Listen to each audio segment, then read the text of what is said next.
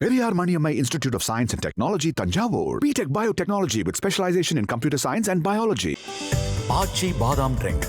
ஆச்சி பாதாம் ட்ரிங்க் ஒன்னு வாங்குனா ஒன்னு ஃப்ரீ. அதான் மிஸ்டர் கோல்ட், தரத்திலையும் அளவுலையும் நோ காம்ப்ரமைஸ். மிஸ்டர் கோல்ட் 100% கடலெண்ணெய்.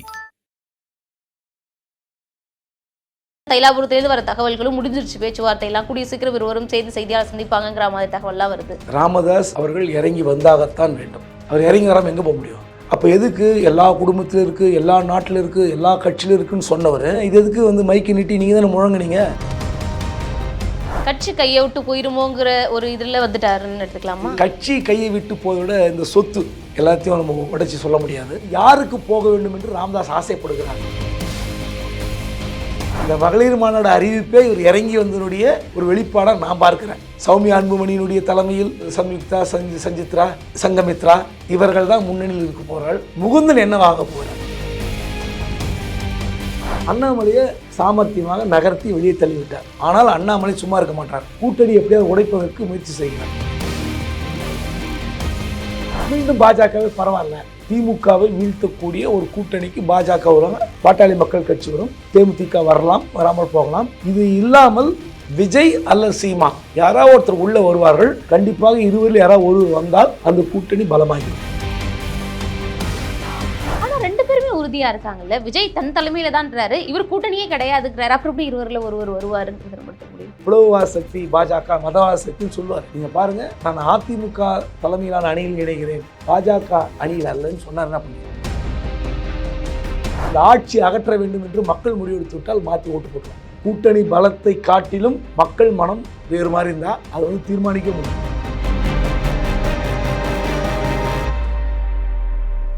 வணக்கம். இன்று நம் நிகழ்ச்சியில் நம்முடன் இணைந்திருப்பவர் பத்திரிகையாளர் குபேந்திரன் அவர்கள். சார்கிட்ட கேட்க நிறைய கேள்விகளும் சந்தேகங்களும் இருக்கு, பேசுவோம்.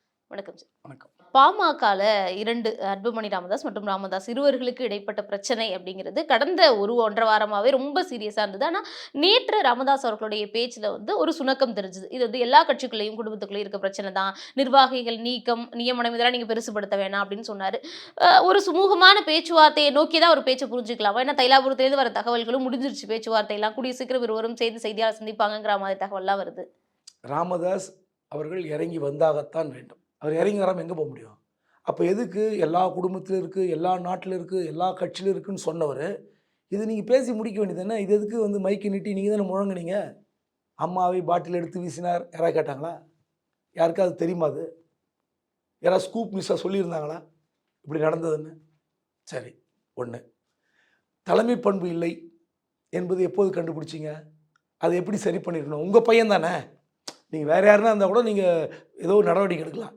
பையனை கூப்பிட்டு உட்கார வச்சு தலைமை பண்பு என்னன்னு கற்றுக் கொடுங்க. கூசாமல் பொய் சொல்வார். தம்பி பொய் சொல்லாதப்பா, வா உண்மையே பேசு, என்ன மாதிரியே உண்மையே பேசு. அம்மாவை அடிச்சது நான் சொல்ல வேண்டியிருக்கோம், உனக்கு தலைமை பண்பு இல்லைன்னு சொல்ல வேண்டியிருக்கோம், இந்த பொய் பேச விஷயம் சொல்ல வேண்டியிருக்கோம். அப்படிலாம் சொல்லாத தம்பின்னு கூப்பிட்டு நீங்களே அட்வைஸ் பண்ணியிருக்கணும். எல்லாத்தையும் கொட்டிட்டு இப்போ எந்த ஊரில் இல்லை, எந்த நாட்டில் இல்லை, அவர் ஒரு வழி இல்லை. எல்லா நிர்வாகிகளும் எல்லா ஆதரவும் அன்புமணிக்கு இருப்பதாக ஊடகங்கள் காட்டிக்கொண்டே இருக்கின்றன. எவ்வளோதான் முரண்டு பிடிக்கிறது? கட்சி கையை விட்டு போயிருமோங்கிற ஒரு இதில் வந்துட்டாருன்னு எடுத்துக்கலாமா? இது கட்சி கையை விட்டு போவதை விட இந்த சொத்து, இந்த அறக்கட்டளை, கட்சி அறக்கட்டளை சொத்துக்கள், மீதம் இருக்கிற இன்னும் பலவிதமான சொத்துக்கள் எல்லாத்தையும் நம்ம உடைச்சி சொல்ல முடியாது. ஸோ இதெல்லாம் யாருக்கு போக வேண்டும் என்று ராமதாஸ் ஆசைப்படுகிறார். அன்புமணியுடைய மகள்கள் 3 பேருக்கு, சங்கமித்ரா, சஞ்சிதா, சம்யுக்தா இவங்களுக்கு போகணுமா, அல்லது மகள் வழி பேரன் முகுந்தனுக்கு போகணுமான்ற ஆசை. இதுதான் பிரச்சனை. இந்த சொத்து பிரச்சனை தான் கட்சி பிரச்சனையாக விஸ்வரூபம் எடுத்து விட்டது. ஒரு கட்டத்தில் ஏதோ ஒரு இடத்துல எல்லாம் ஒன்றிணைய வேண்டிய கட்டாயம் இருக்கும். இப்போ ஆகஸ்ட் மாதம் 10ஆம் தேதி மகளிர் மாநாடு அறிவிச்சிருக்கார். அந்த மாநாட்டில் அன்புமணி வருவாரான்னு ஒரு கேள்வி. வருவார் அப்படிங்கிறாரு. அப்போ இறங்கி அந்த டோன் தெரியுது. அப்போ அந்த மாநாட்டு மேடையில் யார் இருப்பாங்க? மகளிர் மாநாட்டில் நான் சொன்ன அன்புமணியுடைய 3 மகள்கள் நிச்சயமாக இருப்பார்கள். இந்த மகளிர் மாநாடு அறிவிப்பே இவர் இறங்கி வந்தனுடைய ஒரு வெளிப்பாடாக நான் பார்க்கிறேன். சௌமியா அன்புமணியினுடைய தலைமையில் இந்த சம்யுக்தா, சஞ்சித்ரா, சங்கமித்ரா இவர்கள் தான் முன்னணியில் இருக்க போகிறாள். முகுந்தன் என்னவாக போகிறார்? முகுந்தனே வந்து ராஜினாமா பண்ணதே வந்து அன்புமணிக்கு சாதகமான ஒரு சூழலா தானே பார்க்கப்பட்டது. நீங்க எங்களுடைய வழிகாட்டி, ஆனா வந்து அன்புமணிங்கிறப்போ அவரும் அவர் பக்கம் போயிட்டாருங்கிறத புரிஞ்சுக்க வேணாமா? அவர் அப்படிதான் சொல்லி ஆகணும். இப்போ அன்புமணி என்ன சொன்னாரு? பதில் இல்ல. ஏதாவது ராமதாஸ் சொன்னதுக்கு ஏதாவது எதிர்வினை ஆற்றினாரா? நீக்கினால் நான் வந்து நியமிப்பேன்னு சொன்னாரே தவிர, எங்கள் குலசாமி வந்து யார் சொல்றாரு? ராமதாஸ் அவர்கள். ஐயா ராமதாஸ் அவர்கள் எங்களை குலசாமின்றாரு. குலசாமிக்கு நீங்கள் வந்து கெடா வெட்டி விருந்து வைங்க, ஆனால் குடும்பத்தையே வெட்டி எதுக்கு அசிங்கப்படுத்திக்கிட்டீங்க?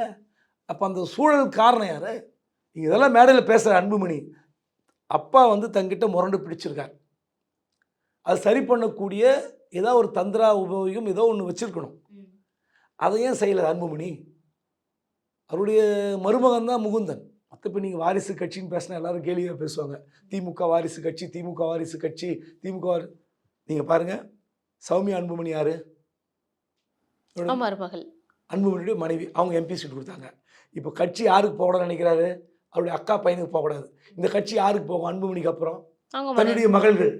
அதுதான் ராமதாஸ் பிரச்சனை.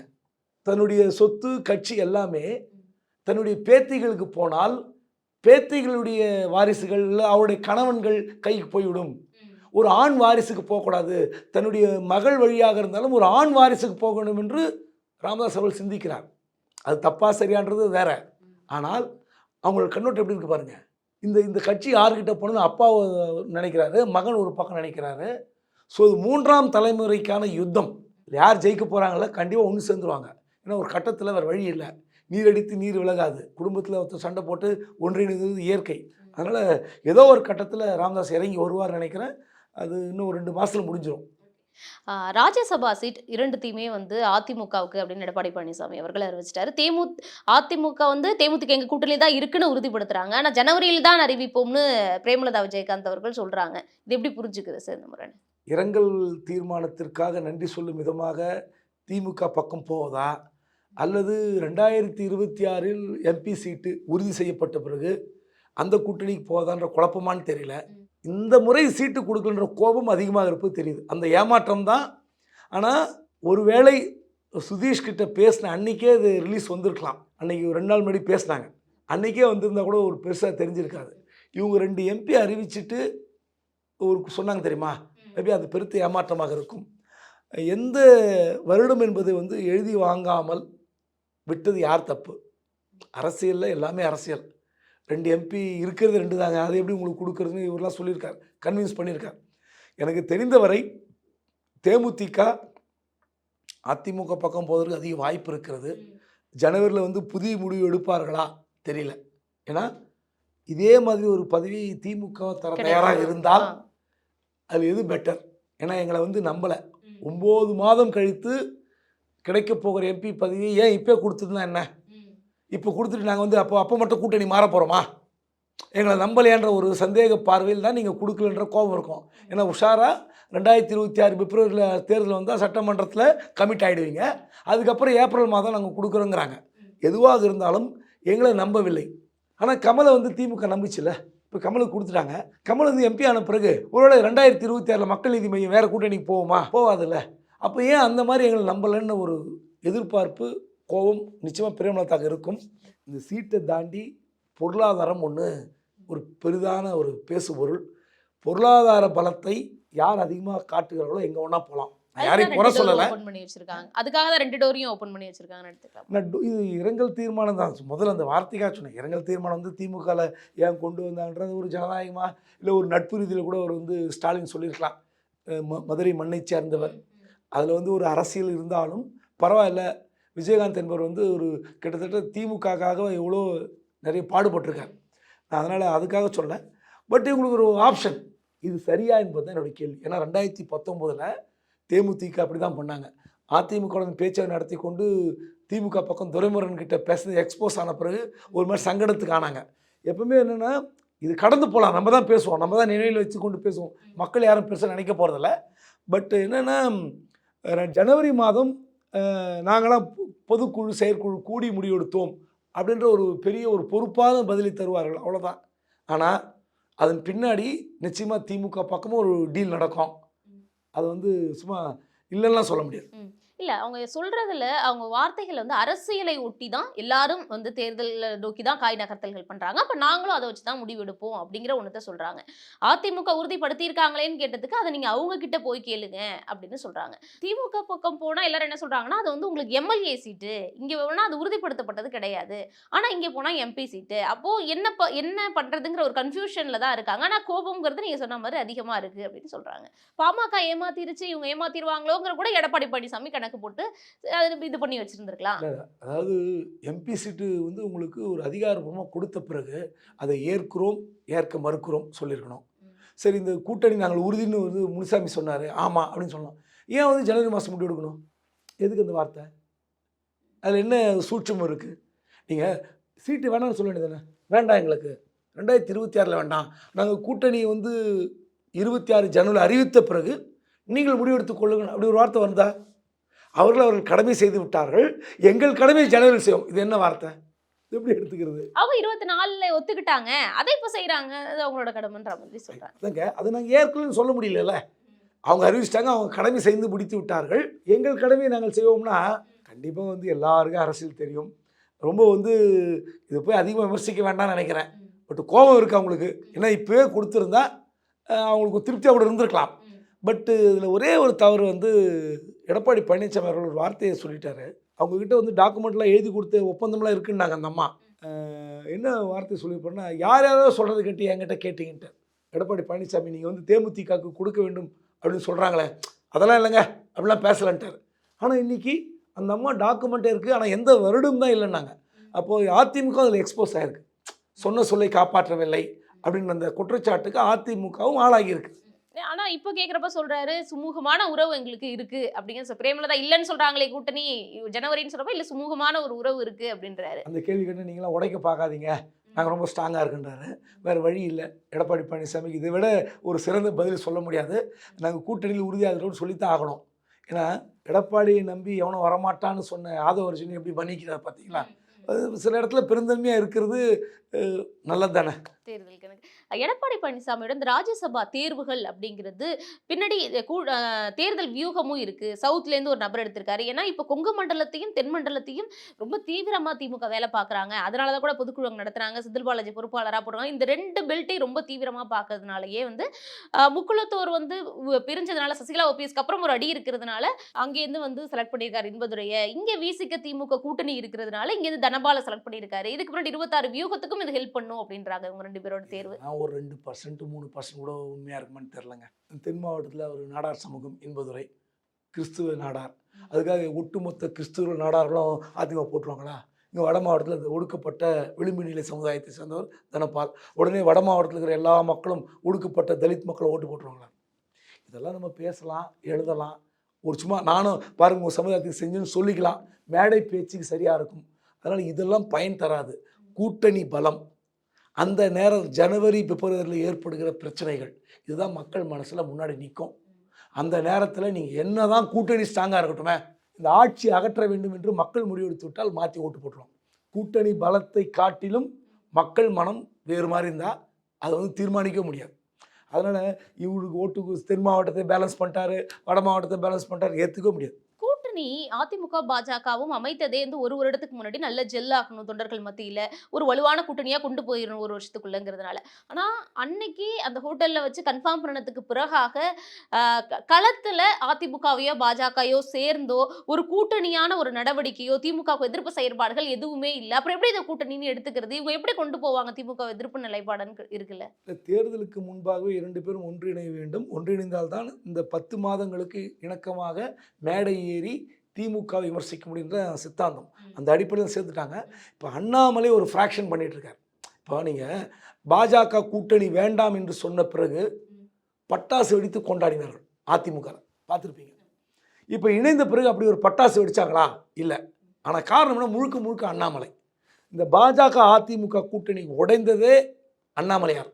அண்ணாமலையை சாமர்த்தியமாக நகர்த்தி வெளியே தள்ளிவிட்டார். ஆனால் அண்ணாமலை சும்மா இருக்க மாட்டார், கூட்டணி எப்படியாவது உடைப்பதற்கு முயற்சி செய்கிறார். இப்போ நயினார் தலைமையில் இணைந்து செயல்பட வேண்டியவர் தனித்து அறிக்கை விடுவது, தனியாக பேசுவது, தனியாக பேட்டி கொடுப்பது, தனியாக போராட்டம் பண்ணுவதெல்லாம் கண்டிப்பாக கட்சி நலனுக்கு நல்லதல்ல. அவர் இருந்தால் தான் வந்து பாஜக எழுச்சியாக இருக்குன்றது காட்டுற மாதிரி அந்த தோற்றமே தப்பு. ஸோ அதனால் இந்த நீங்கள் சொன்ன மாதிரி ஒரு 2-3 மாதம் பாருங்களேன், திமுக பாஜக எப்படி மேடை ஏற போகிறார்கள், திமுக எப்படி விமர்சிக்க போகிறாங்கன்னு பாருங்கள். கண்டிப்பாக 2 கட்சிகளும் அந்த விஷயம் தெளிவாக இருக்காங்க. அதாவது மைனாரிட்டி ஓட்டு 2024 நமக்கு வரும்னு எதிர்பார்த்தது உண்மை. மைனாரிட்டி ஓட்டில் ஒரு பெரிய ஸ்விங் ஆகலை. ஒரு 14-15% ஒரு பாதி ஓட்டு வந்து மாறும் நினைத்தார், மாறல. மீண்டும் பாஜகவே பரவாயில்ல, திமுகவை வீழ்த்தக்கூடிய ஒரு கூட்டணிக்கு பாஜக வருவாங்க, பாட்டாளி மக்கள் கட்சி வரும், தேமுதிக வரலாம், வராமல் போகலாம். இது இல்லாமல் விஜய் அல்லது சீமான் யாராவது ஒருத்தர் உள்ளே வருவார்கள். இன்று வரைக்கும் அது தெரியல. கண்டிப்பாக இருவரில் யாராவது ஒருவர் வந்தால் அந்த கூட்டணி பலமாகிவிடும். ஆனால் 2 பேருமே உறுதியாக இருக்காங்கல்ல. விஜய் தன் தலைமையில் தான்றாரு, இவர் கூட்டணியே கிடையாதுங்கிறாரு. அப்புறம் எப்படி இருவரில் ஒருவர் வருவாருங்கிறது நம்ம எடுத்துக்க முடியும்? சீமான் அப்படி தான் சொல்லுவார். சீமான் இப்போ சமீபத்தில் ஒரு பேட்டி பார்த்தேன், நீங்கள் கூட பார்த்துருப்பீங்க. ராகுல் காந்தி பற்றி என்ன சொல்கிறார், மோடி பற்றி என்ன சொல்கிறார்? ராகுல் காந்தி மாதிரி ஒரு அதிருப்தி இருக்கு, ஒரு ஆதரவு இல்லை. ஆனால் மோடி சிறந்த தலைவர், உழைக்கிறாரு, செயல்பாடு உழைப்புன்னு அப்படியே புகழாரம் சுட்டுறார். அது மேலோட்டமான ஒரு பதில். அது எப்படி ஒரு கட்சி பாஜக பிடிக்காத கட்சி நீங்க விமர்சிக்கிறீங்க, அந்த கட்சி தலைவருக்கு மட்டும் புகழாரம் சுட்டுறீங்க? இது என்ன லாஜிக்கு? அவர் எப்படி வரமாட்டார் நீங்க தீர்மானிக்கிறீங்க? முதல்வருக்கும் தானே புகழாரம் சுட்டி இருக்கிறாரு. அது பொதுவா எல்லா தலைவர்களை பத்தின கேள்விங்கிறப்போ அப்படி சொல்லியிருக்கலாம். இல்லைங்க, ஒரு சித்தாந்தத்தை செயல்படுத்துகிற தலைவர், அந்த தலைவர் வந்து இந்த சித்தாந்தத்தை செயல்படுத்துகிற தலைவர் வந்து பிடிக்கும், ஆனால் அந்த கட்சியை பிடிக்காதுன்னு அது எப்படி ஏற்றுக்க முடியும்? அது குழப்பத்தில் இருக்கிறார். அதே தான் விஜயம். நீங்கள் பிளவுவாத சக்தி பாஜக, மதவாத சக்தின்னு சொல்லுவார். நீங்கள் பாருங்கள், நான் அதிமுக தலைமையிலான அணியில் இணைகிறேன், பாஜக அணியில் அல்லன்னு சொன்னார், என்ன பண்ணுவீங்க? அதனால அந்த ஆதவுடைய வருத்தம் கிடைத்ததுக்கு முன்னாடி விஜய் இருப்பாரா? ஆதவுடைய வருத்தம் தெரிவித்ததுக்கு பின்னாடி எடப்பாடி பழனிசாமி ஒருமையில் பேசுனதுக்கு முன்னாடி ஆதவ் அங்கே இருப்பாரான்னு நமக்கு தெரியாதுல்ல. எடப்பாடி எதிர்த்தவர் அண்ணாமலை என்ன ஆனாரும் உங்களுக்கு தெரியும். எடப்பாடி ஆனால் மன்னிப்பு கேட்டார். அண்ணாமலை மாதிரி திமிரா இல்லை, மைக்கை பிடிச்சிக்கிட்டு கையெல்லாம் ஆட்டலை, ஓப்பனாக சொல்லிட்டார், என்னுடைய இயல்பை மீறி என்னுடைய தன்மை மீறி பேசிட்டேன், மன்னிச்சிருக்கிட்டார். அதுவே தப்பு தான். ஒரு பொது வெளியில் எப்படி நடந்துக்கணும்னு கூட ஆதவுக்கு தெரியல. அவர் ஒரு பிரதானமான திமுக இருந்திருக்கிறார், அதுக்கடுத்து விடுதலை சித்து இருந்திருக்கிறாரு. பட் அதன் பிறகு எப்படி நடத்தை கூட பாருங்கள் அவருக்கு எப்படி போய் மாட்டிக்குது. அதனால் அவரை பற்றி ஒரு பெரிய ஒரு டால் லீடர் கிடையாது. எனக்கு தெரிந்து அதிக வாய்ப்பு இருப்பதாக நான் நம்புகிறேன். நிறைவான கேள்வி சார், அண்ணாமலை சொன்னீங்க இந்த கூட்டணிக்குள்ள ஏதாவது குளறுபடி பண்ணணும்னு பாக்குறாருன்னு. ஆனா சமீப காலமாவே அவர் எப்படி ஒரு லைம் லைட்ல இருந்தாரோ அது மாதிரி இப்போ இல்லை. இப்போ வந்து செய்தியாளர் சந்திக்கிறது ஒரு ரேரா தான் இருக்கு. அப்படியே சந்திச்சாலும் கூட்டணி பத்தி ஏதாவது கேள்விகள் கேட்டாலோ இல்லை வேற ஏதாவது அதிமுக திமுக கேள்விகள் கேட்டாலும் தலைமை முடிவெடுக்கும், தலைமை தான் சுப்ரீம், நான் வந்து ஒரு அடிமட்ட தொண்டன், நான் வந்து இப்படி இருக்கிறதா ஃப்ரீடமா இருக்கு, இதுதான் நான் விரும்புறேன்னு சொல்றாரு இல்லையா? அவருடைய அறிக்கையெல்லாம் டெய்லி வந்துட்டு தான் இருக்கு. எது இல்லை வராமல் இருக்கு, எதை வந்து அவர் குறிப்பிடாமல் இருக்கா சொல்லுங்க. நேற்று இன்னைக்கு வந்து ஞானசேகரிலேருந்து எல்லாத்துக்கும் அறிக்கை விடுறாரு. திமுக பொதுக்குழு மதுரையில் அந்த சாக்கடைக்கு ஸ்க்ரீன் போட்டது எல்லாத்துக்கும் நான் விட வேணான்னு சொல்ல, அரசியல் பண்ண வேணான்னு சொல்ல. ஆனால் தலைமைக்கு கட்டுப்பட்டு இருக்கிறாரா, இந்த வார் ரூம்லாம் மூடிட்டாரா, அதுதான் என்னுடைய கேள்வி. தலைமைக்கு எதிராக இவர் வந்து தொடர்ந்து அவருடைய ஸ்ட்ராட்டஜிஸ்ட் பார்த்தீங்கன்னா, இதோ நயனார் நாகேந்திரன் வந்து செயல்படவே இல்லை, அவருக்கு அரசியலே தெரியல, அதிமுக தாங்கி பிடிக்கிறார், எல்லா கட்சியும் சமமாக பார்க்கணும், அண்ணாமலை மாதிரி இருக்கணும்னு சொல்லி தொடர்ந்து இணையதளத்தில் எழுதிட்டு வராங்க, ட்விட்டரில் ஃபேஸ்புக்கில். அப்போ அதனுடைய செயல்பாடை எப்படி எடுத்துப்பீங்க? அவருக்கு வந்து ஏதோ ஒரு இன்டர்ன் அஜெண்டா இருக்குது, மறைமுக நோக்கம் ஏதோ இருக்கிறது. யாருக்கு? அண்ணாமலைக்கு. அண்ணாமலை தமிழ்நாடு அரசியலை பற்றி பேசவே கூடாதுன்னு சொல்லி நார்த் ஈஸ்ட்க்கு எங்கேயா போஸ்டிங் போட்டால் தான் பாஜகவுக்கு நல்லது, இல்லைன்னா பாஜக சிக்கல் தான். தெளிவான பதில்களை கொடுத்ததுக்கு நன்றி. Periyar Maniammai Institute of Science and Technology, Tanjavur. BTech Biotechnology with specialization in computer science and biology. ஆச்சி பாதாம் ட்ரிங்க். ஆச்சி பாதாம் ட்ரிங்க் ஒன்னு வாங்குனா ஒன்னு ஃப்ரீ. அதான் மிஸ்டர் கோல்டு, தரத்திலையும் அளவுலையும் நோ காம்ப்ரமைஸ். மிஸ்டர் கோல்ட் 100% கடலெண்ணெய்.